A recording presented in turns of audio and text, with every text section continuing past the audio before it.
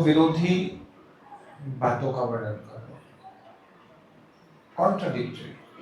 भगवान वो हैं जिनमें सारे विरोधी गुण होते हैं। विरोधी समझते हो, सफेद भी हैं काले भी हैं। जैसे भगवान का रंग क्या है? काला, लेकिन दिव्यमान है। इस संसार का कलर ही नहीं है। और भगवान यहाँ कह रहे हैं कि मैं अजन्मा हूं, जन्म नहीं लेता, मेरा जन्म होता ही नहीं, फिर भी मैं जन्म लेता हूं। अजीब सी बात है। अजन्मा, ठीक है ना? यद्यपि मैं अजन्मा अविनाशी हूं, फिर भी भगवान अविनाशी भी कह रहे हैं कि जिसका विनाश नहीं होता। लेकिन फिर कह रहे हैं कि भगवान बाल्यकाल में गए, तो बाल्यकाल के बाद किशोर अवस्था में आए, युवा अवस्था में आए, तो बाल्यकाल कहाँ गया? क्षीण हो गया ना, दिखाई ऐसा दे रहा है। फिर भी भगवान कह रहे हैं मैं प्रत्येक युग में प्रकट होता हूं। तो भगवान आगे के श्लोकों में कह रहे हैं कि जन्म कर्म च में दिव्यम एवं विवेति तत्वतः, जो मेरे जन्म और कर्म के प्रकृति को तत्व से जानता है। तत्व में 6 चीजें आती हैं। कौन कौन सी हैं? स्वयं भगवान कृष्ण, उनका तत्व क्या है, उनकी भक्ति, उनका प्रेम, उनका रस, उनकी भावना, उनकी लीला, ये चैतन्य चरितामृत में आता है। ये 6 चीजें को जानना, तत्व से जानना। जैसे कृष्ण कौन है? ठीक है, असल में भगवान की जो प्राकट्य है उसको आप 4 लेवल्स पे समझ सकते हो, 4 लेवल्स पे। आज मैं थोड़ा सा टेक्निकल बताऊंगा कि साधारण लोग कैसे देखते हैं और डिवोटीज कैसे देखते हैं। ठीक है, जैसे कोई भी भगवान की आप लीला देख लो, एनी, कि जैसे एक फ्रूट वेंडर, फल बेचने वाली आई भगवान कृष्ण के पास, और भगवान उसके लिए कुछ गेहूं के दाने लेके आए, छोटे छोटे हाथों में। और जब तक वो बाहर आवाज लगा रही थी कि फल ले लो, फल ले लो, कृष्ण, उस समय बार्टर सिस्टम था, पैसा नहीं चलता था, तो कृष्ण अपने छोटे छोटे हाथों में, जो पूरी तरह से बंद भी नहीं होती मुट्ठियां, उसमें वो गेहूं के दाने लेके आए कि इसके बदले आप मुझे फल दे दो। लेकिन जब तक वो उस फल वाली के पास पहुंचते, गेहूं के दाने ऑलमोस्ट गिर चुके थे, 1-2 बचे थे। एंड फल वाली भगवान कृष्ण को देखकर मोहित हो गई, उनको, उनकी दिव्यता को देखकर, उनके रूप लावण्य को देखकर मंत्रमुग्ध हो गई। उसने कहा सारे फ्रूट्स ले लो, मैं तुमसे कुछ भी नहीं चाहिए। उसका ध्यान भगवान के सौंदर्य पे था। भगवान ने उसकी टोकरी में आभूषण भर दिए सोने के, लेकिन उसका ध्यान ही नहीं है। वो भगवान की जो रूप माधुर्य है उसी में संतुष्ट हो गए, उसी का आस्वादन करे। अब इस एक लीला को देखने के 4 लेवल्स हैं। There is one Leela, 4 levels. जैसे जो साधारण जीव हैं, साधारण लोग हैं, वो इसे एंटरटेनमेंट, ठीक है भाई, हुई लिटरल मीनिंग लेंगे भाई, ठीक है, हो गया, ठीक है, खत्म, एंटरटेनमेंट। दोबारा उनको सुनाएंगे, कहेंगे नहीं भाई हमें नहीं सुना, हम पता है हमें। मैं दोबारा यही कथा सुनाऊंगा ना, आपको नहीं प्रभु जी पता है, कुछ और बताओ, कुछ और बताओ, कोई और लीला बताओ, फिर मैं और बताऊंगा। चैतन्य महाप्रभु एक ही लीला को बार बार सुनते थे, प्रहलाद महाराज की लीला को। लेकिन साधारण व्यक्ति एक लीला को दोबारा नहीं सुन सकता भाई, एक बार सुन लिया, देख लिया टीवी पे। जैसे वो है नहीं, आपके लिटिल कृष्णा आता है, उसमें भगवान की अलग अलग लीलाएं हैं, सब एंटरटेनमेंट चल रहा है। जैसे भी नरसिम्हा लीला आई, ये मूवी बनी एनिमेटेड, हम रोज देख सकते हैं उसको, रोज देखेंगे। लेकिन चैतन्य महाप्रभु रोज सुन रहे हैं प्रहलाद महाराज के बारे में, तो उसमें डेफिनेटली हिरण्यकश्यप भी आ रहा है, नरसिंह भगवान भी आ रहे हैं, तो दोनों में डिफरेंस क्या है? साधारण व्यक्ति उसको कैसे देखता है? एंटरटेनमेंट की तरह देखता है। This is the first level, ये हमारा एंटरटेनमेंट हो रहा है, ठीक है। फिर थोड़े से जो है इंटेलिजेंट लोग होते हैं, कहते हैं इसको लिटरल मीनिंग नहीं लेना इसका। एक मतलब ठीक है यार, किसी ने, एक बच्चा था, यशोदा माई वो मक्खन दही मथ रही है, मक्खन निकाल रही है, कृष्ण आए, रोक लिया भगवान ने, वो दूध पिलाने लगी। भगवान, उसने फिर दूध पिलाते हुए देखा कि दूध जो उबल रहा है, बाहर आ रहा है, उसने कृष्ण को साइड पे रख के फिर दूध उतारने चली, कृष्ण को गुस्सा आ गया, माखन तोड़ दिया। ठीक है, हो गया। ये साधारण ऐसे घरों में चलती हैं चीजें, क्या बड़ी बात है। अब दोबारा सुनाऊंगा तो नहीं, आप कहोगे नहीं प्रभु जी हो गया, और कुछ बताओ, कुछ नया बताओ। ये साधारण लोग कहते हैं ऐसे। लेकिन जो थोड़ा सा एडवांस है, जो कहते हैं कि नहीं इसमें कुछ गुह्य अर्थ भी होगा, तो वो उसका एनालाइज करेंगे उसको। तो उसको कैसे देखेंगे? इसको कहते हैं मध्यम अधिकारी। कनिष्ठ अधिकारी एंटरटेनमेंट, मध्यम अधिकारी उसको अब दो तरह से देखा कि देखेगा कि ये जो मथने का मतलब है, क्या मतलब है इसका? भगवान ने जो मटकी फोड़ी है वो क्यों फोड़ी है? उसका कोई अर्थ होगा। जैसे जन्माष्टमी के दिन मैं बता रहा था कि बारिश हुई, तो बारिश का कारण क्या था? वर्षा क्यों हो रही थी वर्षा? इंद्र भगवान का अभिषेक करना चाहता था, और जो प्रकृति है वो भगवान की सहायता करने चाहती थी कि नंद बाबा सॉरी वसुदेव कृष्ण को लेके जा रहे, कोई देखे ना। बारिश से क्या होता है, एक पर्दा हो जाता है, और जितने भी लोग हैं वो घर से बाहर नहीं निकलेंगे, बारिश हो रही है। जैसे आज लोग कम आए हैं, बारिश हो रही है, कोई भीग के थोड़ी आया है, तो कहेंगे नहीं नहीं बारिश हो रही है, आज नहीं जाएंगे, ठीक है। रेयर डिवोटीज, तो कम लोग निकलेंगे बाहर। फिर इंद्र अभिषेक करना चाहता है कि दो पिता के बीच में कृष्ण जा रहे हैं, अब मुझे मौका मिल गया, कृष्ण का अभिषेक कर देता हूं।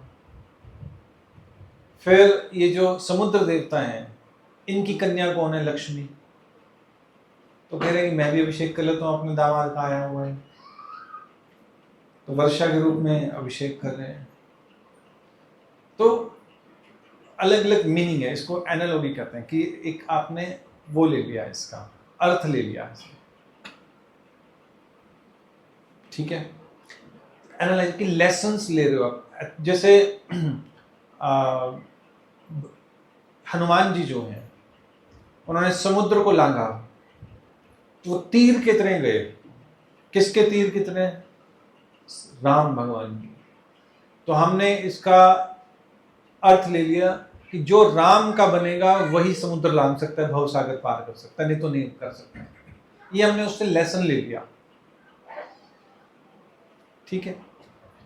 तो एक हो गया कि आपने बस सुना भी, हाँ जी समुद्र, हनुमान जी समुद्र लांघ गए थे, खत्म हो गई बात। एक हो गया नहीं, कैसे लांघा था, उसके पीछे कारण क्या था, क्यों लांघा, कैसे लांघा, इससे हम क्या सीख सकते हैं। ये जैसे रावण है, रावण हमारे जीवन में भी तो कैसा है, हमारे अंदर जो वासनाएं हैं, गंदी इच्छाएं हैं, भगवान से दूर होकर भोग करने, वो उसको रिप्रेजेंट करता है रावण। वो राम के बिना, राम की पीठ पीछे भोग करेगा, सीता का हरण करेगा, भगवान के सम्मुख नहीं आएगा, क्योंकि उसकी इतनी हिम्मत नहीं है। इसलिए जितने भी संसार को पाप के द्वारा भोगना चाहते हैं, वो भगवान के समक्ष नहीं आएंगे, नास्तिक होंगे। ये एक लाइफ लेसन हो गया, एथिकल जिसको मीनिंग कहते हैं, है ना, एनालॉजी होगी या एथिकल मीनिंग। ये सेकंड लेवल है, सेकंड भी कह लो, थर्ड भी कह लो, दो हो गए। एक एलिगोरी होगी, एलिगोरी एग्जाम्पल हो गया, एक हो गया एनालाइज किया। फोर्थ लेवल एक और होता है लेवल, भगवान की लीला को समझने का। वो होता है कि भगवान के बारे में सुन के आपको अच्छा लग रहा है, आप कह रहे हो एक ही चीज में बार बार भी सुनाओगे ना, मैं बोर नहीं हो रहा, बार बार एक ही चीज सुन रहा होगा, कितने सुंदर कृष्ण, कितनी सुंदर आंखें, भगवान की चप्पल लेके सिर पे चप्पल लेके आते हैं, दैट्स ऑल। बस और कुछ सुनना ही नहीं है, एक ही लीला को बार बार सुन रहे हैं, अच्छा लग रहा है, बोर ही नहीं हो रहे। जैसे तो अब ऐसा किसको लग रहा है? हम लोग किस लेवल पे हैं? एंटरटेनमेंट में हैं, या आपको खुद देखना है कि आपके जीवन में कृष्ण आए हैं या नहीं आए, आप उसको कैसे देख रहे हो? भक्ति की दृष्टि से देख रहे हो, या आप उसे फिलॉसफर की दृष्टि से देख रहे हो, कवि की दृष्टि से देख रहे हो, या फिर एंटरटेनमेंट के लिए सुन रहे हो? कैसे देख रहे हो कृष्ण को? कैसे उनकी लीलाओं को सुन रहे हो? जो ब्रजवासी हैं वो भगवान की लीला को बार बार सुनते हैं, एक ही चीज को बार बार सुनते हैं। चैतन्य महाप्रभु बार बार सुन रहे हैं एक ही लीला को। क्या हम उस स्तर पे आ चुके हैं या नहीं आए? क्या कहते हो? हम किस स्तर पे हैं बताओ? हाँ, एक बार सुनिए, कुछ और नया बताओ। लेकिन डिवोटीज थोड़े से चतुर होते हैं, जैसे हमारे आचार्यों ने हमें बताया कि उसको चलो किसी तरह से इंटरेस्टिंग वे में बता देते हैं और आपके जीवन से जोड़ के बता देते हैं कि भाई पूतना आई थी लेकिन वो ढोंगी गुरु को रिप्रेजेंट करती है, जैसे एलिगोरी हो गई कि ठीक है इंटरेस्ट आ रहा है, चलो ठीक है थोड़ा सा। और यमुना जी ने जैसे रास्ता दे दिया था ना वसुदेव जी को, क्यों दिया था रास्ता? और इतने उफान पे आई थी कि नंद बाबा जो वसुदेव थे उनको ढक लिया था। क्यों ढक लिया था? तो हमारे आचार्य लिखते हैं, आप इसको ऐसे भी सुन सकते हो कथा को कि भगवान कितने महान हैं। यमुना जी जो है कृष्ण को पति मानती है, वो दिखा रही हैं कि मैं आपके चरण छूना चाहती हूँ, आपके चरणों में रहना चाहती हूँ, आपकी सेवा करना चाहती हूँ। रास्ता इसलिए दे दिया, वो दिखा रही हैं कि मेरे अंदर अभी कालिया नाग बैठा है, आप उससे मुझे मुक्त कीजिए, इसलिए वो दिखा रही हैं बीच में रास्ता कि देखो कालिया नाग है। या फिर रास्ता इसलिए दे कि समुद्र देवता ने तो आपको रास्ता नहीं दिया और आपने उसे धमका के रास्ता ले लिया। 3 दिन वो बैठे रहे राम भगवान, लेकिन समुद्र देवता ने रास्ता नहीं दिया, जब आपने धमकाया तब रास्ता दिया। लेकिन मैं जानती हूँ आप वही राम हो, कृष्ण रूप में आए हो, मैं आपसे प्रेम करती हूँ, समुद्र आपसे प्रेम करे न करे, इसलिए मुझे धमकाने की जरूरत है, खुद से रास्ता दूंगा। तो हमारे जो डिवोटीज हैं आचार्य, वो इस तरह से आपको लीलाएं समझाएंगे भगवान के भक्त कैसे होते हैं, भगवान कैसे हैं। तो भगवान इस श्लोक में कह रहे हैं कि चाहे मैं अजन्मा हूं फिर भी मैं जन्म लेता हूं। किसके लिए? असल में 2 कैटेगरीज हैं जो कहते हैं कि असल में ये भगवान जो है, ये अवतार लेने का कॉन्सेप्ट जो ना बड़ा विचित्र है। हम भारतीयों के लिए नहीं है, लेकिन फॉरेन में जाओगे विदेशों में तो कहेंगे भगवान कभी जन्म भी लेते हैं क्या, वो भी एक छोटा से बच्चे के रूप में। बड़ी अजीब सी बात है ये। जैसे उनके लिए तो अल्लाह है ना, वो तो 7 पर्दों के पीछे बैठा हुआ, वो कभी यहाँ थोड़ी आएगा, वो तो अपने मैसेंजर्स भेजेगा, वो नहीं आएगा। लेकिन हमारे यहाँ कॉन्सेप्ट है भगवान आते हैं। तो क्यों आते हैं भगवान? क्यों आए थे भगवान कृष्ण? साधुओं को आनंद देने के लिए, धर्म की क्या?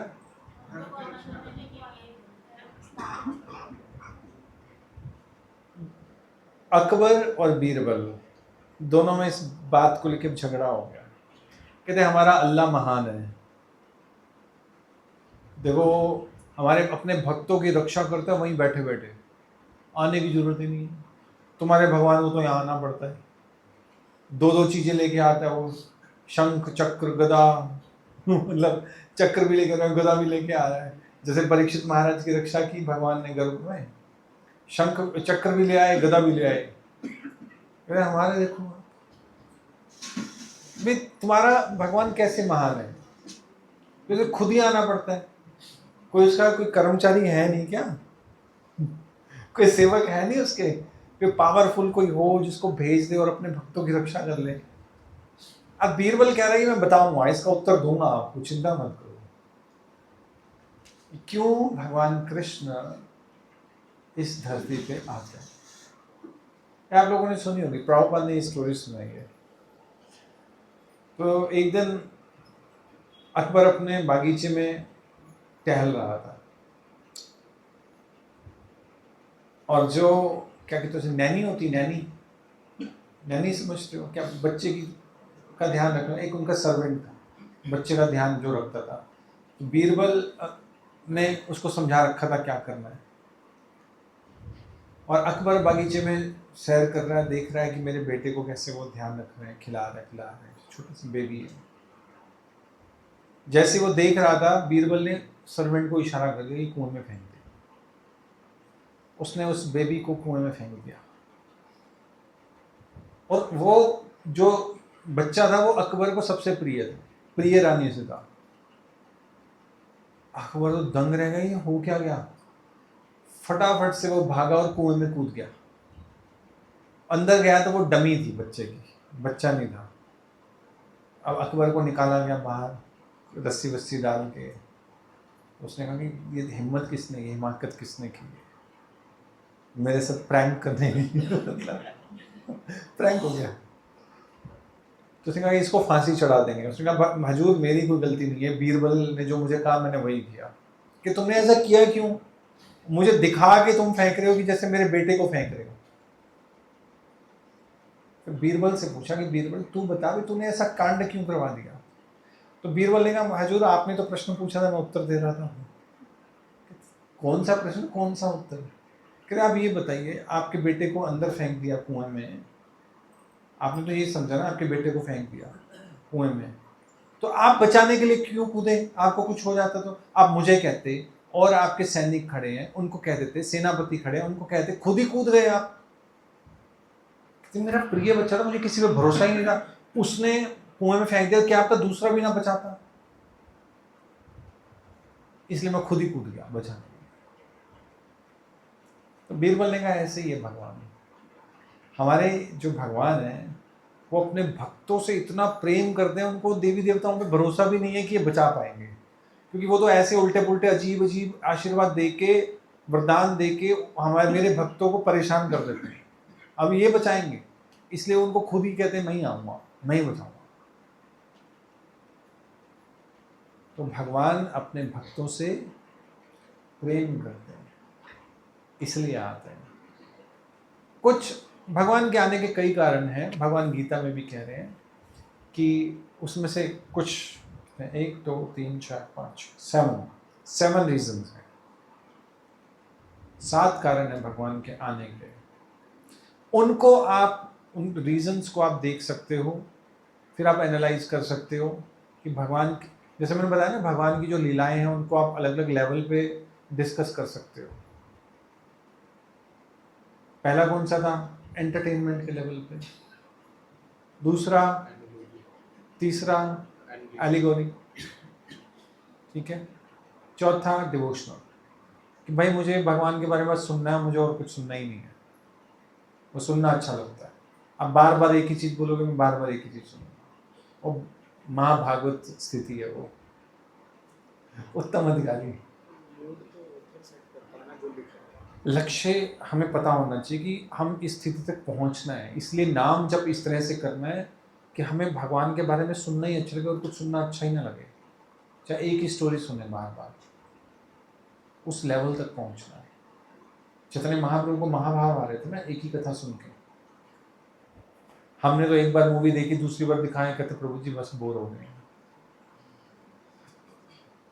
नहीं, क्योंकि वो अलग एंटरटेनमेंट के लेवल पे है वो।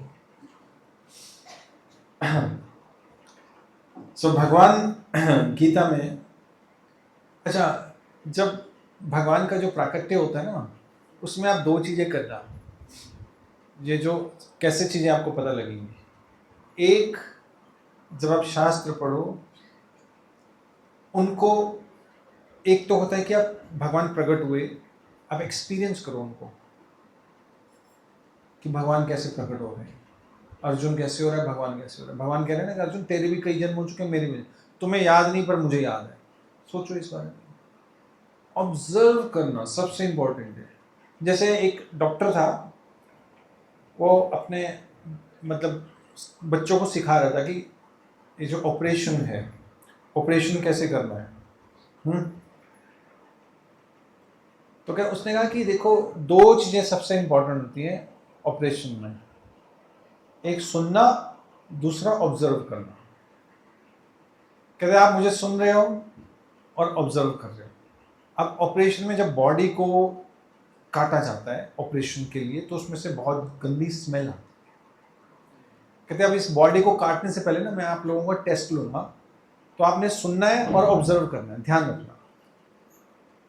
तो उसने एक गंदा सा लिक्विड जिससे बहुत गंदी स्मेल आती है, जैसे ही वो खोला, कईयों को तो उबकी आने लगी, उल्टी आने लगी, इतनी गंदी स्मेल आती है। ह्यूमन बॉडी से सबसे गंदी स्मेल आती है। किसी भी एनिमल फ्लैश से उसको काटे तो इतनी गंदी स्मेल नहीं आती जितनी ह्यूमन बॉडी से आती है। इसलिए पोस्टमार्टम वाले का जो काम है सबसे डिफिकल्ट काम होता है, अपने डॉक्टर साहब को मालूम होगा, है ना। इसलिए वो दारू पी के पोस्टमार्टम करते हैं, मास्क लगा के करते हैं। तब उन्होंने कहा कि तो काफी लोगों को तो किया गया था, पर इसको कंट्रोल करना है। ऐसे जब भगवान जब प्रकट होते हैं तो आपको अपने इमोशंस को कंट्रोल करना है। कुछ लाइट्स बंद कर दो।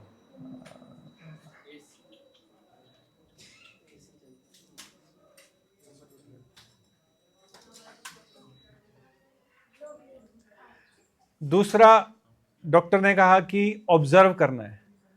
उस डॉक्टर ने उस लिक्विड में उंगली डाली और मुंह में डाल ली। कहते अब आप ये लोग करो, आप ये काम आप करो। अब स्टूडेंट कह रहे हैं करेंगे कैसे, लेकिन कुछ स्टूडेंट कह रहे हैं हमने तो सीखना है, तो उन्होंने कहा मुंह में डालनी पड़ेगी। अब डॉक्टर ने डाली तो हम जो हमें सिखा रहे हैं तो हमें भी डालनी पड़ेगी। उन्होंने उंगली डाली लिक्विड में और मुंह में डाल ली, सबको उल्टी लग गई। तो डॉक्टर ने कहा कि भैया मैंने कहा था ऑब्जर्व भी करना है, सुनना नहीं है। मैंने उंगली ये वाली डाली थी, मुंह में ये वाली डाली दूसरी, तुमने ऑब्जर्व नहीं किया, ध्यान नहीं किया तुम लोगों ने। ऐसे ही जब भगवान प्रकट होते हैं, आप सुनते तो हो पर ध्यान नहीं करते हो। तो ये दोनों चीजें करनी है, सुनना भी और ध्यान भी रखना है। अगर आप सुनोगे, ध्यान नहीं करोगे तो गड़बड़ हो जाएगी। समझ गए? जैसे छोटी छोटी चीजें हैं, जैसे अर्जुन का, भगवान कह रहे हैं अर्जुन तुम्हारे कई जन्म हो चुके हैं और मेरे भी कई जन्म हो चुके हैं, लेकिन तुम्हारे और मेरे में क्या अंतर है? तुम्हें याद नहीं, मुझे। ऑब्जर्वेशन, श्रवणम, ये दोनों चीजें, तब आप भगवान की लीलाओं को अच्छी तरह तत्व से समझ सकते हो, भगवान के प्राकट्य को समझ सकते हो, नहीं तो नहीं समझ सकते। सिर्फ एंटरटेनमेंट के लिए मत सुना करो, भगवान के लिए आप उससे थोड़ा सा एडवांस करो। ये जो जितने कथाकार होते हैं ना, वो आपको नई नई चीज़ें बताएंगे, आपको बड़ा मज़ा आएगा। फिर आपको प्रभु जी हम तो आपसे ज़्यादा जानते हैं, फिर मैं आपसे पूछूंगा कि आप उसको बार बार सुन सकते हो? नहीं। जो बार बार सुन सकता है एक ही कथा को, एक ही चीज़ को, वो एडवांस है। ठीक है, कोई बात नहीं, लेकिन आप अपने जीवन से जोड़ के समझो लीला को, फिर कि मेरे जीवन में क्या भगवान कृष्ण का प्राकट्य हो चुका है या नहीं हो चुका। भगवान इस संसार में तो आए थे जन्माष्टमी पे, लेकिन क्या ये जन्माष्टमी इसलिए मनाते हैं जैसे कि हमें अपने आप को याद कराना है कि भगवान संसार में आए थे हमारे लिए, हमारे जीवन में प्रकट होने के लिए। क्या हमारे जीवन में प्रकट हुए या नहीं हुए? क्या कहते हो, हुए या नहीं हुए? हाँ, नहीं हुए। अगर आपके जीवन में प्रकट होते तो इसका पहला सिम्टम क्या है? आपका इंटरेस्ट होता भगवान में, इंटरेस्ट, आप डिटेल्स में जाते हैं। ऐसे नहीं कि 16 माला हो गई फिर रख दी, बस हो गया। जैसे मान लो आप पढ़ते हो या बस में जाते हो, कई तरह के लोग आपको मिलते हैं, आप उनके साथ बैठे भी हो, लेकिन जब तक सफ़र है तब तक है, कोई इंटरेस्ट थोड़ी है उसके अंदर। ऐसे ही आपने 16 माला को पकड़ लिया, ठीक है, आ गए, उसके बाद रख दिया, बस से उतर गए, और तुम कौन मैं कौन, फिर अगले दिन सोचेंगे।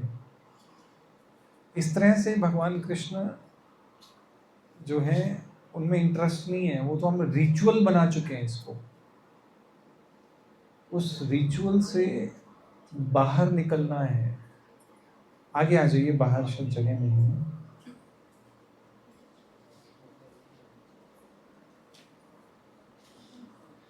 तो भगवान के जन्म को या लीलाओं को, भगवान के प्राकट्य को समझने के लिए आपको अलग अलग लेवल्स पे जाना पड़ेगा, और वो आप तब जा सकते हो जब आप डिवोटीज से सुनोगे।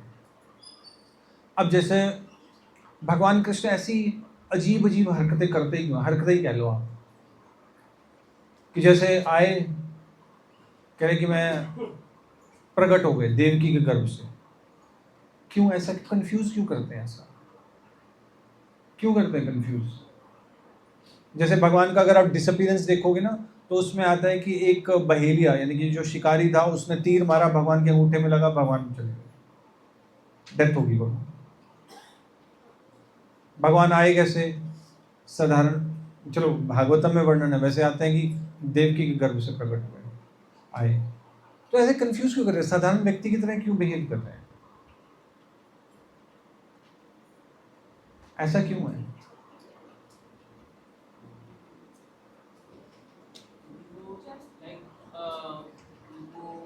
उन्हीं की भाषा में उन्हीं के जैसे मनुष्य का जैसे साधारण सा जीवन है, तो उन्हीं के हिसाब से जीकर उन्हीं को सिखाने के लिए इस जीवन को कैसे किया जाए। ठीक है, लोगों को सही तरीके से समझा सकते हैं। स्टोरी में थोड़ा ट्विस्ट आएगा। बताना चाहते हैं कि जन्म मरण की जो समय है उससे नहीं जुड़ा, वो जो नियति है, वो मतलब कि जो कर्म है, जो भगवान नहीं बंधे हुए। भगवान जो कह रहे हैं, जो मेरी प्रकृति को जान लेता है, दिव्य प्रकृति को, जन्म और कर्म की, वो भी मुक्त हो जाता है। मैं इन कर्मों से नहीं बंधा हुआ। भगवान कह रहे मैं नहीं बंधा हुआ, और तुम मेरे बारे में जान लोगे, तुम भी मुक्त हो जाओगे। उल्टा है, स्टोरी में ट्विस्ट हाँ, ताकि स्टोरी में ट्विस्ट आ जाए।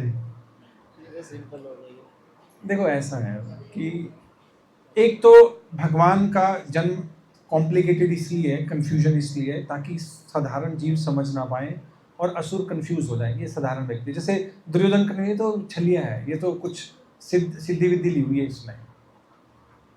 जैसे भगवान शांति दूत बन के आए तो कहना इसको पकड़ लो, तो भगवान ने फिर अपना विराट रूप दिखाया, तो देखा ये इसने कुछ हमें कंफ्यूज कर दिया अपनी सिद्धि से, एक गड़बड़ आदमी है।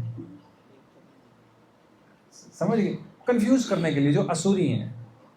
लेकिन साधारण लोगों को, जिनके मन में भगवान के प्रति थोड़ी श्रद्धा है, उनको भगवान इसलिए ऐसे अजीब अजीब चीज़ें करते हैं, उनको ये बताने के लिए कि अगर मुझे समझना है तो मुझे समझने के लिए आपको भक्तों के पास जाना पड़ेगा। भक्तों के बिना मैं तुम्हारी पकड़ में नहीं आऊँगा, समझ में नहीं आऊँगा। अगर मुझे जानना चाहते हो तो डिवोटी से समझो, उनसे सुनो, मैं उनके अधीन हूँ, उनके द्वारा मुझे समझा जा सकता है। ये भगवान मैसेज देना चाहते हैं। तो इसलिए भगवान का जो प्राकट्य है वो भी बड़ा विचित्र है।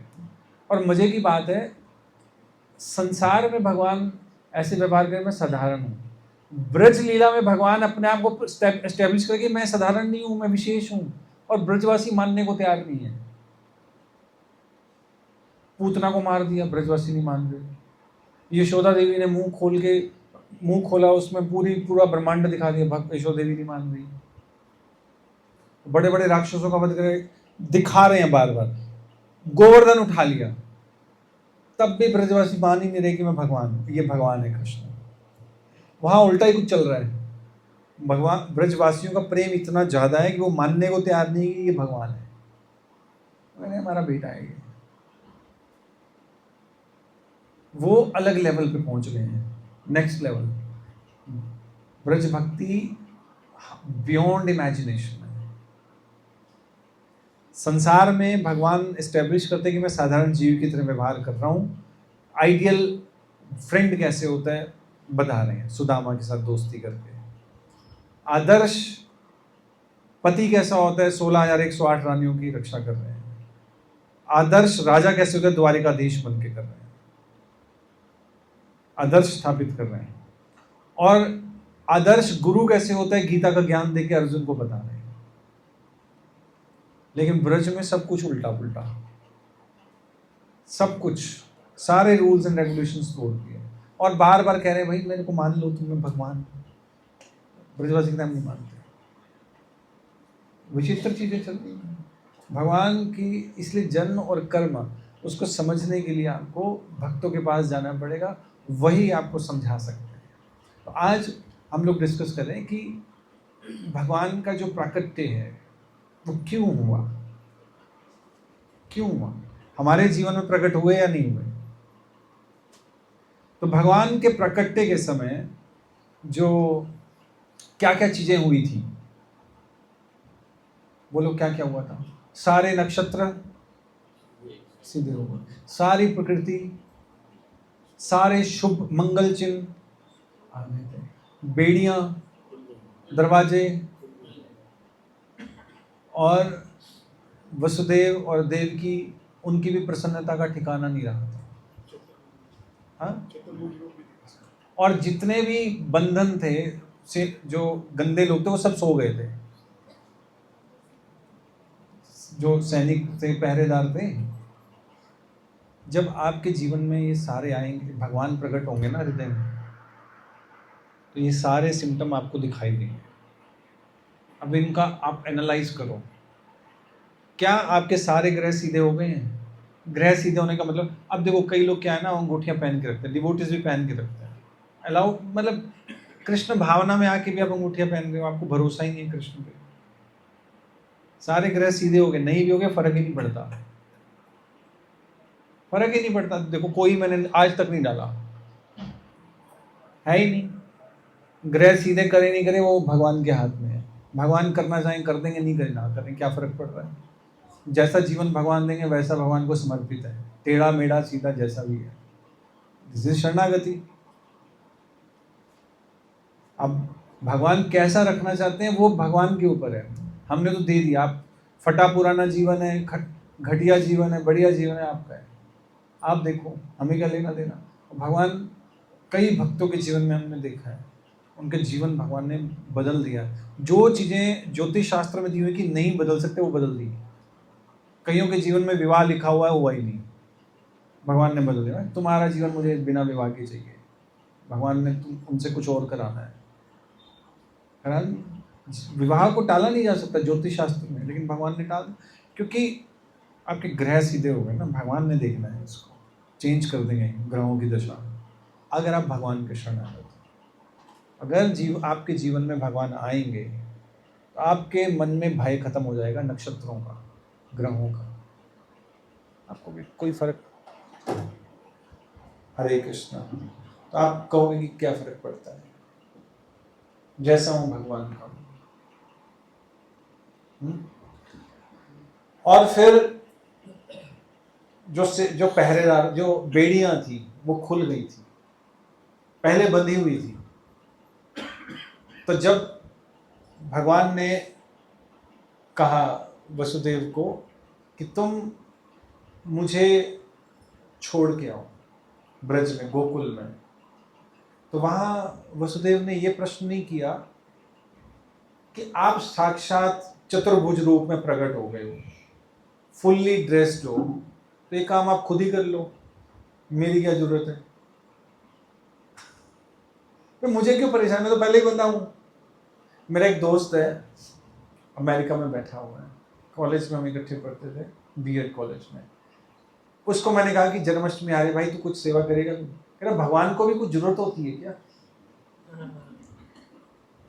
अक्सर आप लोगों ने भी सुना होगा, जब जन्माष्टमी में सेवा के लिए आप गए होगे, फंड रेजिंग के लिए, लोगों को इन्वाइट, कि भगवान को सेवा, हमारी क्या जरूरत है, हम क्या कर सकते हैं। भगवान अपने आप में पूर्ण है, आत्मा राम है, आत्मसंतुष्ट है, इतना ताम झाम करने की क्या जरूरत है।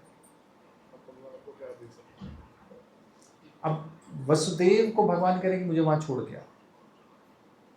वहां वसुदेव ने ये नहीं कहा कि भगवान आप चतुर्भुज में प्रकट हो गए, क्यों मुझे परेशान करो। पहले ही परेशान बैठा है, बाहर पहरेदार बैठे हैं, बेड़ियां लगी हुई हैं, पहले ही 7 संतानें चली गई हैं, 6।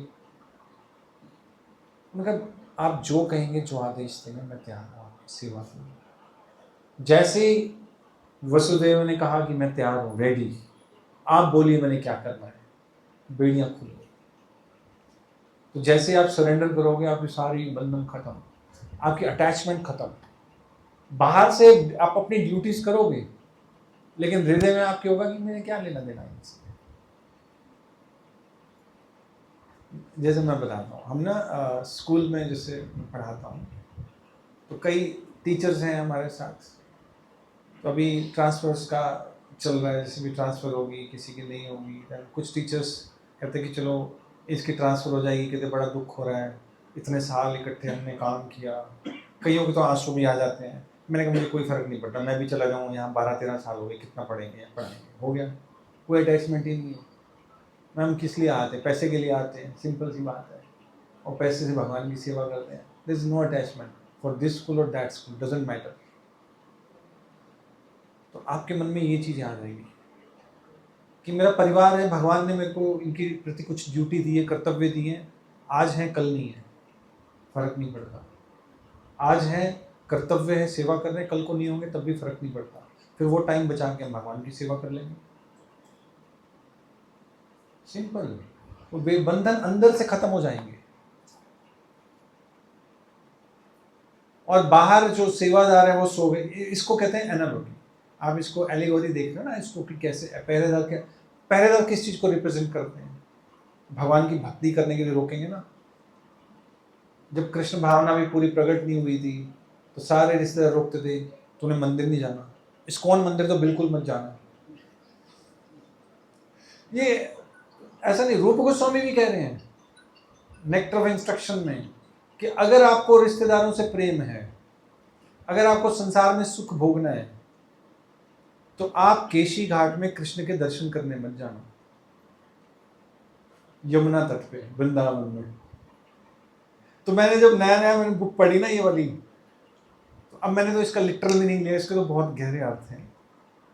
तो मैंने अपनी मदर को बोला, मम्मी मैंने वहां जाना है। कहते क्यों? मैंने कहा देखो ये लिखा हुआ है कि तू तो बिल्कुल नहीं जाएगा, अब तो वृंदावन में कहीं जाएगा, लेकिन उस घाट पे बिल्कुल नहीं जाना तुम्हें।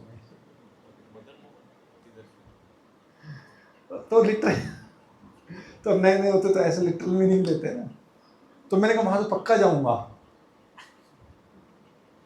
ठीक है। तो जो पहरेदार हैं, जो रिश्तेदार हैं, जो पहरा देके बैठे हुए, कृष्ण प्रकट ना हो जाएं, वो सब सो जाएंगे। जैसे अब हरे कृष्ण मांगे थे, तो जिद्दी है, ढीठ है, इसको कुछ नहीं हो सकता, ठीक है।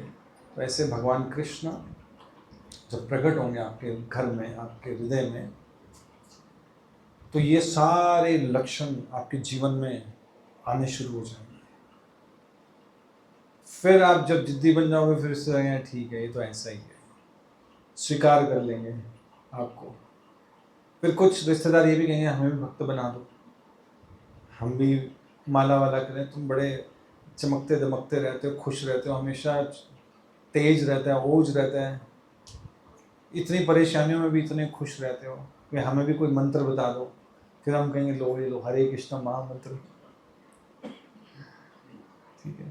तो इस तरह से भगवान कृष्ण की जो जन्माष्टमी है, वो हमें रिमेंबर, याद कराने की, हमें अपने हृदय में भगवान को प्रकट करना है, ठीक है। अब वो जो 7 कारण हैं, वो हम लोग करेंगे फिर नेक्स्ट टाइम, पर नेक्स्ट टाइम भी नहीं कर पाएंगे। अगली बार तो राधाष्टमी है, will discuss about Shrimati Radha Rani. क्या करूँ, बता दूँ? बता देता हूँ, जल्दी जल्दी पॉइंट्स बता दो। अब देखो, पहला कारण है भगवान का, एक एक्चुअली अगर आप भागवतम पढ़ोगे उसमें आता है कि पृथ्वी देवी गाय बन के, अब गाय बन के क्यों गई? गाय बन के क्यों गई? ब्रह्मा जी के पास गई कि पाप बहुत बढ़ गया, आप कुछ करो। तो ब्रह्मा जी रुद्र और इंद्र को लेकर भगवान विष्णु के पास गए कि भाई कुछ करिए आप। भगवान ने कहा कि मैंने प्रकट नहीं हुए वहाँ, ब्रह्मा जी को किसी को दर्शन नहीं दिए, बस आकाशवाणी से, वो भी हृदय में, बस हृदय में आप बता मैसेज दे दिया कि देवताओं को बोलो अंश रूप में प्रकट हो, मैं आ रहा हूँ। ये एक बाह्य कारण है कि पृथ्वी देवी प्रार्थना करने गई ब्रह्मा जी के साथ, तो भगवान ने कहा मैं आ रहा हूँ, ये बाह्य कारण। आंतरिक कारण, अब जो मेन कारण है उनकी बात करते हैं।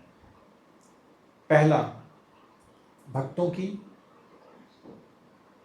रक्षा के लिए। कौन सा श्लोक है? हाँ, परित्राणाय साधूनां, ठीक है, ये पहला हो, भक्तों की रक्षा के लिए। किससे रक्षा करने के लिए? इसके भी गहरे अर्थ है ना। भक्तों की रक्षा के कैसी रक्षा? बाह्य या आंतरिक?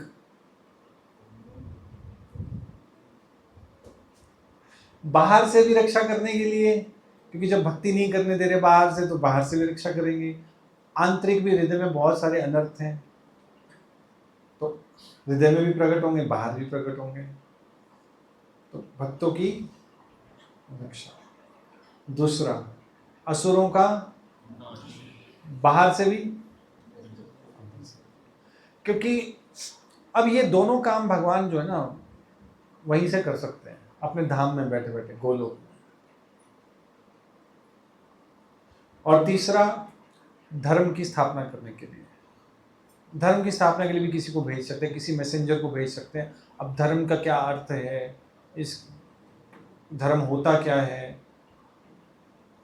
असली धर्म क्या है, ठीक है, वर्णाश्रम धर्म की स्थापना करने आए या भक्ति धर्म की स्थापना करने आए, क्या स्थापित करने आए, या भक्ति का एसेंस खो गया था उसको स्थापित करने आए, ये सारी चीज़ें इस धर्म में आती हैं, इसकी स्थापना करने के लिए। चौथा कारण जो सबसे इम्पोर्टेंट है, अपने भक्तों को प्रसन्न करने के लिए। क्योंकि ये ऊपर के जो 3 कारण बताए हैं, ये तो भगवान अपने धाम में बैठ के भी कर सकते हैं। असुरों को हार्ट अटैक दे देंगे, बाथरूम में फिसल के मर जाएंगे, कोविड हो जाएगा, कुछ हो जाएगा नहीं। अब जहां तक बात है भक्तों की रक्षा करने के लिए, वो किसी को भेज के भी रक्षा कर सकते हैं, उनको पावर्स दे देंगे। और धर्म की स्थापना के लिए किसी मैसेंजर को भेज देंगे, जैसे श्रील प्रभुपाद आए। चौथा, भक्तों को प्रसन्न करने के लिए, ये सबसे इंपॉर्टेंट है, क्योंकि भक्त भगवान को साक्षात देखना चाहते, फेस टू फेस। उसके लिए फिर भगवान कहते हैं कि चलो तुम नहीं आ सकते, मैं आ रहा हूं, टू शो हिज लव, अपने प्रेम को दिखाने के लिए। क्योंकि ये जो संसार है ना, आप सोचो कि जैसे हम यहाँ राजपुरा में बैठे हैं, राजपुरा से फार बेटर यूरोपियन कंट्रीज हैं, हाइजीन के मामले में, सुंदरता के मामले में, जैसे स्विट्जरलैंड है। अब उसमें भी आप देखो कि वहाँ के जो बड़े बड़े लोग होंगे, उनके कितने सुंदर सुंदर महल होंगे, सोने की कुर्सियाँ होंगी उनकी। अभी कुछ साल पहले मैं साउथ में गया था, वहाँ एक बहुत रिच फैमिली, बहुत बड़े ज्वेलर थे, उनके हम लोग गए, मुझे वहाँ की जो टेम्पल प्रेसिडेंट थे सेलम के, वो लेके गए। तो उनके यहाँ चांदी के सोफे थे, चांदी के, और हाथी दांत की मूर्तियाँ रखी हुई थी, एक नहीं कई। और वो कह रहे थे कि हम जन्माष्टमी मनाते हैं तो हमारे यहाँ 10-15 हज़ार लोग आते हैं। उनके पीछे बहुत बड़ा, शहर के अंदर प्रॉपर्टी थी उनके पीछे, बहुत बड़ा बागान था, बगीचा था, जिसमें 10-12 हज़ार लोग आ जाते थे। अजीब अजीब चीज़ें थी उनके घर पे। इससे 100 गुना ज़्यादा स्वर्ग है, और उससे भी 100 गुना ज़्यादा ऐश्वर्यवान उसके ऊपर के लोग हैं। ऐसे 100 से मल्टीप्लाई करते जाओ, फिर ब्रह्म लोक आता है, ब्रह्म के बाद ध्रुव लोक आता है, ध्रुव के बाद वैकुंठ आता है, वैकुंठ के बाद गोलोक आता है। आप सोचो भी 1000 टाइम्स बेटर है इस संसार से। अब आप सोचो भी, चलो ऐसे एग्जांपल लेता हूँ कि इस संसार में मान लो कि डोनाल्ड ट्रंप या पुतिन, वटेवर, जो भी आपको लगता है कि श्रेष्ठ आदमी है, या ये मोदी, चलो मोदी को छोड़ोगे, उसको तो चलो एक्सपोजर है। ये जो बड़े बड़े लोग हैं वर्ल्ड ऑर्डर के, उनको बोलें कि भाई एक आपका फैन है, झुग्गी झोपड़ी में रहता है, धारावी में ना, धारावी सुने ना, और उसके घर जाना है, लेकिन उसके घर में जाने के लिए ना आगे रास्ता जो है वो स्टूल से भरा हुआ है, स्टूल समझते हो, टॉयलेट से भरा हुआ है, और अब आप जब जाओगे आपके सोने के शूज हैं वो सारे टॉयलेट से भर जाएंगे यहाँ तक, उस गंदगी से निकल के आपको मिलने जाना है। कोई जाएगा, कहेगा भैया उससे बुला लो, लेकिन भगवान कृष्ण इस टॉयलेट में आते हैं, इस संसार में आते हैं, क्योंकि भगवान, आप देखो कि जब भगवान इस संसार में आए थे तो भगवान पर भी कई एलिगेशंस लगी थी, लांछन लगी थी, गंदगी लगी थी कि आपने मणि चुरा ली, आपने गोपियों के साथ डांस कर लिया, उनके कपड़े चुरा लिए, वट एवर द रीजन। लेकिन भगवान फिर भी अपने भक्तों को प्रसन्न करने के लिए उस गंदगी में, उस टॉयलेट में आते हैं। इस संसार का कोई व्यक्ति ऐसा नहीं कर सकता, लेकिन कृष्ण करता है। किसके लिए? अपने भक्तों को प्रसन्न करने के लिए। You are happy to see me here, I am coming. तुम खुश हो मुझे यहां देखकर, मैं आ रहा हूं। इसलिए भगवान ने विदुर के घर भोजन किया, लेकिन दुर्योधन के यहाँ 56 भोग नहीं दिए। ओके, भक्तों को प्रसन्न करने, चौथा। पांचवा, लीला करने के लिए, स्वीट पास टाइम्स। क्योंकि जो भगवान कृष्ण हैं, कुछ तो गोपियां उनके धाम से आई हैं, कुछ गोपियां ऐसी जो साधना सिद्ध थी, वो भी भगवान से मैरिज करना चाहती थी, जो रामलीला में नहीं कर पाई। जब राम भगवान थे, उनका मैं एक पत्नी व्रत लिया हुआ है, मैं बहुत सारी मैरिजेस नहीं कर सकता, नेक्स्ट इनकारनेशन। तो उनके साथ लीला करने के लिए, अपने भक्तों को आनंद देने के लिए लीला करते हैं भगवान। ये पांचवा कारण। छठवां कारण, हमारे जैसे बद्ध जीव, उनको आकर्षित करने के लिए कि मैं बहुत जो हूं, क्या हूं, ब्यूटीफुल तो हूं, है ही भगवान, गुणवान हूं। मेरे अपने गुण प्रकट करते हैं उनको आकर्षित करने के लिए कि तुम्हें इस संसार में घटिया लोगों से क्यों आकर्षित होना है, क्योंकि आत्मा गुण है आकर्षित होना। अगर भगवान से आकर्षित नहीं होंगे तो कुत्ते से आकर्षित होंगे, फिर कुत्ते की सेवा करेंगे, फिर कुत्ते को बेड पे लेटाएंगे, कुत्ते के लिए प्रॉपर्टी खरीदेंगे, कुत्ते के नाम पे करेंगे सारा कुछ। तो भगवान, अगर भगवान आए ना, भगवान का कॉन्सेप्ट ना हो, तो यही कुछ करेंगे हम लोग। तो भगवान कहते हैं कि मैं आ रहा हूँ तुम्हें आकर्षित करने के लिए। मुझसे बड़ा आकर्षक कोई है ही नहीं संसार में, कोई पैदा ही नहीं हुआ। Seventh last, to teach by example. अपने एग्जाम्पल से भगवान सिखाते थे, जैसे गीता का ज्ञान भगवान ने दिया, एग्जाम्पल दिया, फ्रेंडशिप। तो इस तरह भगवान की जो जन्माष्टमी है, जब हम सेलिब्रेट करें, क्योंकि अभी हैंगओवर है ना जन्माष्टमी का, आप लोगों ने खूब सेवा की या नहीं की? जन्माष्टमी को सक्सेसफुल करने के लिए इतने सारे लोगों को एंटरटेन किया। तो हम भगवान के उस मिशन में, जो भगवान के आने के कारण है, उसमें थोड़ा सा, छोटा सा अपना योगदान दे रहे हैं। भगवान जो आप करना चाहते हो, कंडीशन सोल को अट्रैक्ट करना चाहते हो, बद्ध जीवों को, तो उसमें हम पार्टिसिपेट करेंगे।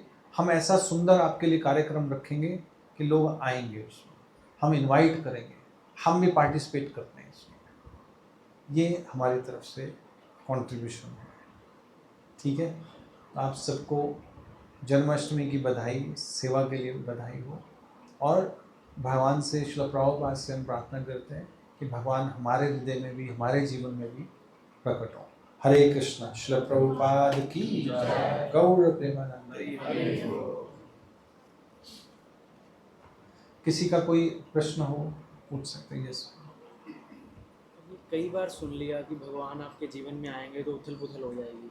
उथल पुथल हो जाएगी। मतलब क्या बस ये 16 माला करके, दीक्षा लेके, लेक्चर करके, प्रसाद बना के, मतलब ऐसे ही आ जाएंगे भगवान जीवन में, या कुछ मतलब गुरु की स्पेसिफिक इंस्ट्रक्शन फॉलो करनी पड़ेगी? जब आप सही से करोगे तो आपके जीवन में उत्साह आ जाएगा, भगवान के लिए मैं कर क्यों नहीं रहा कुछ, सिर्फ इतना नहीं, इतना करने से संतुष्ट नहीं होगे। जब आप करने का प्रयास करोगे तो जीवन में उथल पुथल तो होगी। ये है मतलब कि ये चीज़ें तो दीक्षा लेके बस सारे अपनी लाइफ में बिजी हो जाते हैं।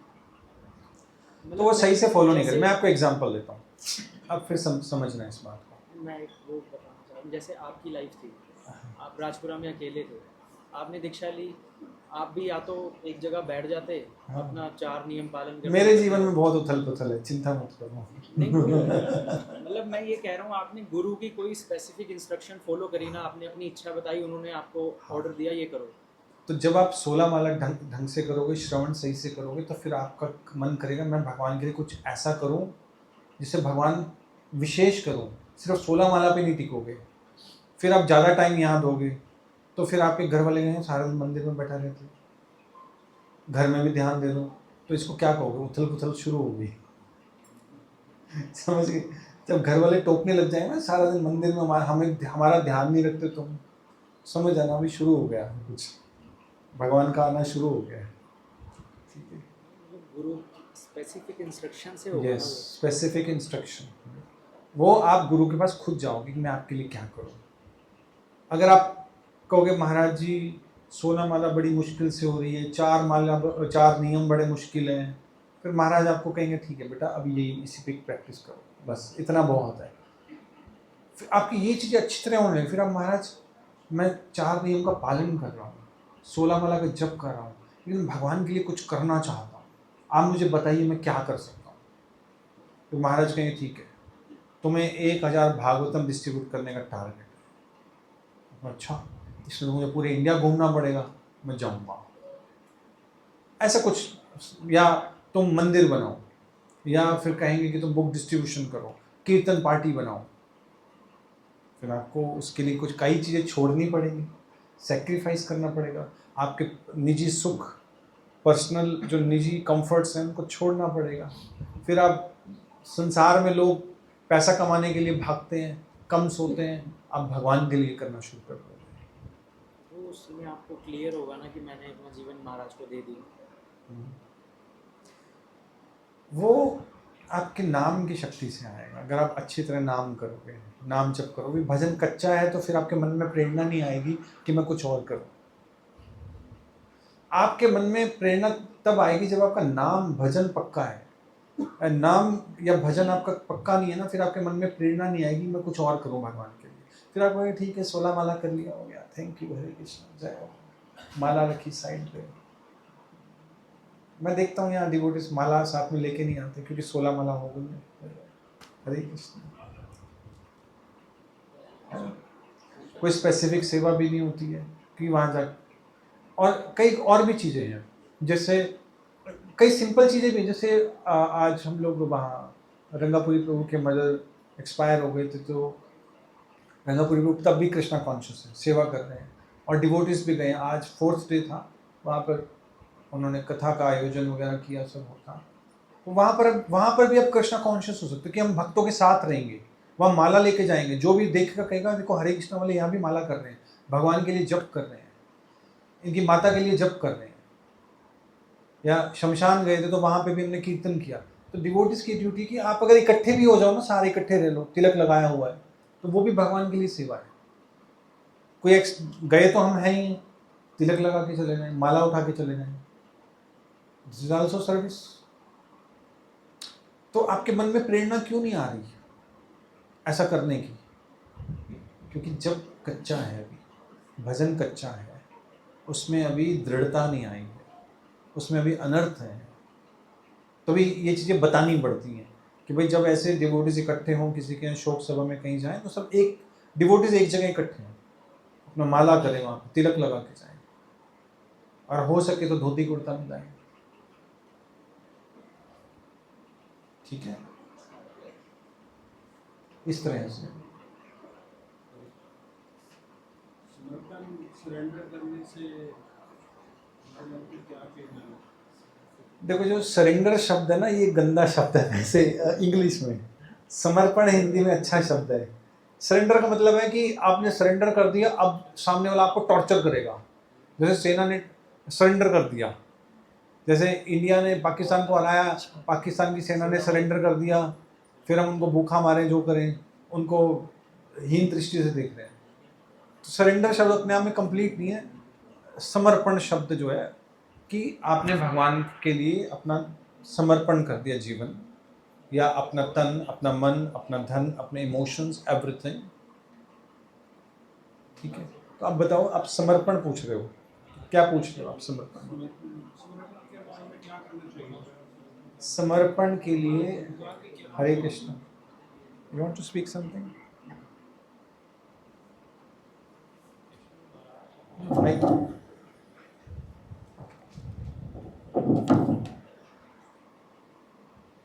सरेंडर के लिए क्या करें? श्रवण, कीर्तन, ये जो दो हैं, नवदा भक्ति में समर्पण लास्ट में आता है। इन दो चीजों के माध्यम से ही भगवान को समर्पित कर सकते हैं अपने आप। आपका श्रवण स्ट्रोंग होगा तो कीर्तन स्ट्रोंग होगा। यानी अगर आपका श्रवण, हियरिंग अच्छी है तो आपका जप अच्छा होगा। जप अच्छा होगा तो निश्चित ही आप भगवान को समर्पित हो।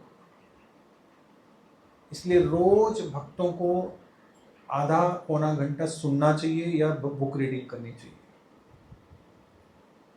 ये निश्चित है। अगर आप रोज सुनते हो, पढ़ते हो, आप उन भक्तों से फार बेटर हो जाओगे। टाइम लगेगा जो नहीं सुनते, नहीं पढ़ते, उनका भजन कच्चा रह जाएगा, तो बाहर से कितने ही अच्छे प्रतीत हो। ठीक है, हम वैसे शुरू कर रहे हैं 5 दिन मेल मेंबर्स के लिए, फीमेल्स के लिए। फीमेल्स की तो ऑलरेडी क्लासेस चल रही हैं। मैं 1-2 दिन में एक फॉर्म फ्लोट कर दूंगा ग्रुप में, तो आप उसमें भर देना कि आपको कौन से दिन में कौन सा कोर्स करना है। तो हम 5 कोर्सेज 5 डेज के लिए लॉन्च कर रहे हैं, अलग अलग डिवोटीज कोर्स करवाएंगे। तो उसमें जिसने एनरोलमेंट की उसकी अटेंडेंस भी 100% होगी। अगर मान लो आपने बुधवार को, हम लोग on the way to Krishna book है, उसका कोर्स करवा रहे हैं, तो फिर अब बुधवार को आना ही पड़ेगा 8 से 9 टाइम। किसने थर्सडे को किया तो वो बुक, छोटी बुक्स के कोर्सेज करवाएंगे। जैसे कोविड में हमने कराए थे ना, ईशोपनिषद का कोर्स करवाया था, तो ऐसा कुछ हम कोर्स करवा रहे हैं। तो 5 डिवोटीज 5 डेज के लिए अलग अलग कोर्सेज होंगे, उसमें आप अपनी एनरोलमेंट दे सकते हो। बट उसकी कंडीशन एक ही कि आपको अपनी अटेंडेंस 100% देनी होगी। अगर जिस दिन आप एब्सेंट होगे उस दिन का 100 रुपीज़ फाइन है। ज्वाइन करने में फ्री है, एब्सेंट होना उसके लिए भी फाइन है, उसकी भी फीस है। ठीक है,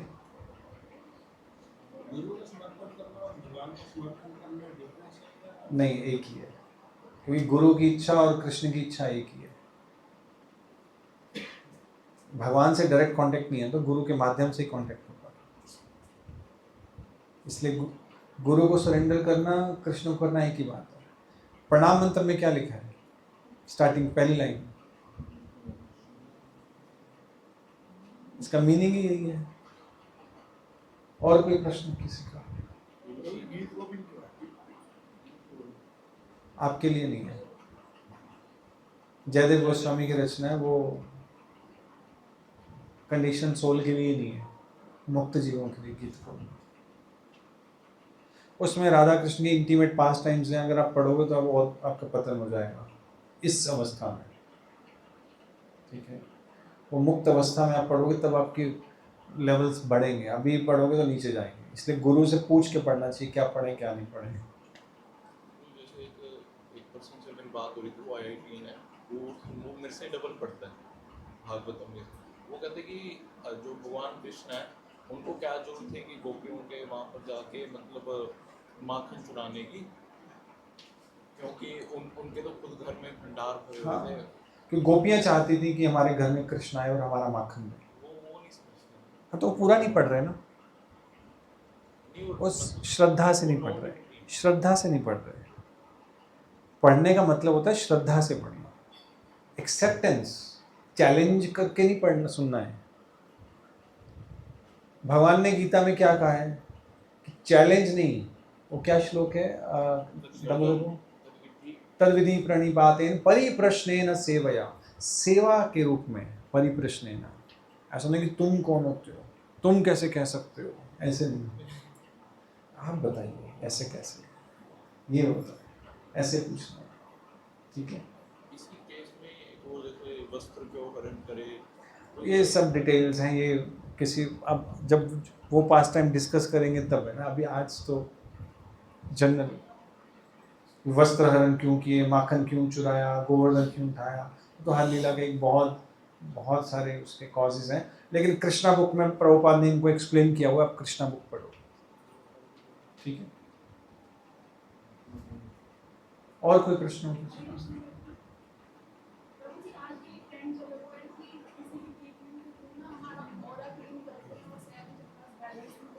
हाँ, हो जाएगा। नाम जब श्रेष्ठ है, प्रभुपाद ने कहा लिफ्ट है, आप सीढ़ी से जाना चाहते हो तो बेवकूफ हो, लिफ्ट में बैठ जाओ आराम से। हाँ, लेकिन आप नाम जब सही से करो तो आपके सारे चक्रास खुल जाएंगे, आपका ऑरा वैसे ही चेंज हो जाएगा। जो गुरु नानक देव जी थे उनका ऑरा इतना था, 100 किलोमीटर तक उनका ऑरा फैलता था, 100 किलोमीटर रेडियस। और जब वहां जाते थे तो सब जगह प्रसन्नता ही प्रसन्नता हो जाती थी, हैप्पी। उन्होंने तो कोई चक्रा नहीं खोले, कोई अपना क्लीन नहीं करवाया, नाम जप, ठीक है। नाम जप से सब हो जाए। अगर हम दूसरी चीजों का आश्रय लेंगे ना, तो नाम में श्रद्धा कम है हमारी। इसका मतलब नाम में हमें विश्वास नहीं है। हरिदास, इसलिए नाम, ये एक बुक है हमारी नामामृत, वो पढ़ो, उसमें नाम की महिमा लिखी हुई है। जब करने से पहले उसके बारे में पढ़ो, नाम कितना इंपॉर्टेंट है, तब ध्यान से माला करो, तो वो सारी चीज़ें आपको मिल जाएंगी सिर्फ नाम जप से। हमें लगता है कि इतनी सिंपल चीज़ में इतना कुछ कैसे हो जाएगा, हो जाएगा। जब सारे शास्त्र कह रहे हैं, भगवान कह रहे हैं, तो क्यों नहीं होगा। तो ये चक्र वक्र खोलने वाली बात है, ध्यान योग में आती है। भगवान अर्जुन ने मना कर दिया कि मैं ये नहीं कर सकता, अगर वो नहीं कर सकता हम किस खेत की मूली हैं। भक्ति से भगवान हमारे कमांड ले लेते हैं ना हमारे शरीर की, तो भगवान ही खोल देते हैं सारे चक्र, आपको खुद मेहनत ही नहीं करनी पड़ेगी, ठीक है जी। माता जी,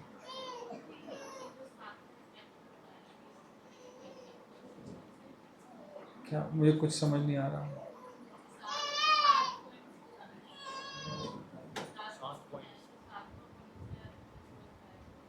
सातों पॉइंट्स का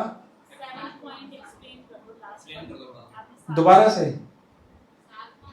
सातवां एक्सप्लेन किया। ओके, सातवां है क्या? To teach by example. भगवान ने दिखाया कि दोस्ती क्या होती है, फ्रेंडशिप क्या होती है, मित्रता क्या होती है। सुदामा के साथ मित्रता का एग्जाम्पल है, आदर्श। गुरु कैसा होना चाहिए, भगवान ने ऐसा गीता का ज्ञान दिया, आज तक हम सुनते आ रहे हैं, आज तक सीखते आ रहे हैं।